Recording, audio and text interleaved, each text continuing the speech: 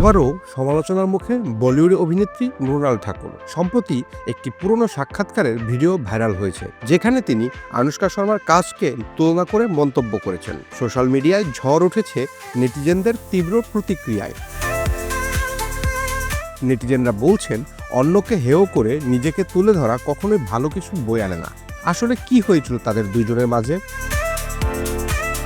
সম্প্রতি মৃণাল ঠাকুরের পুরনো একটি সাক্ষাৎকারের ভিডিও ভাইরাল হয়েছে। সেখানে মৃণালকে প্রশ্ন করা হয়, তিনি কি কখনো কোনো সিনেমা ফিরিয়ে দিয়েছেন যা পরে হিট হয়েছে? উত্তরে মৃণাল জানান, হ্যাঁ, এমন বেশ কিছু ঘটনা ঘটেছে।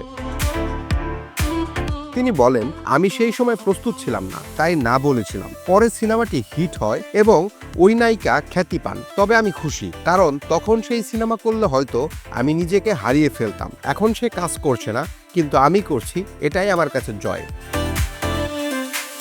যদিও মৃণাল সরাসরি নাম নেননি, তবে নেটিজেনদের ধারণা তিনি আনুশকা শর্মার কথাই বলেছেন, কারণ সালমান খানের সুলতান ছবিতে মূলত মৃণালকেই নেওয়ার কথা ছিল, কিন্তু শেষ পর্যন্ত চরিত্রটি পান আনুশকা। ভাইরাল ক্লিপটিতে সোশ্যাল মিডিয়ায় ঝড় উঠেছে। একজন লিখেছেন, অন্যকে ছোট করে নিজেকে বড় করা মানে পিকমিন গার্ল এনার্জি। কেন এমন মন্তব্য? অন্য এক মন্তব্যে বলা হয়েছে, আনুশকা শর্মা সুলতান থেকে নিজের প্রোডাকশন হাউস পর্যন্ত গড়েছেন, তিনি কোনোভাবেই কাজ করছেন না, এটা ঠিক নয়। আরেকজন লিখেছেন, সুলতান হয়তো মৃণালের ক্যারিয়ারের বড় টার্নিং পয়েন্ট হতে পারত, তবে সালমান আনুশকা জুটিই সিনেমাটিকে সফল করেছে।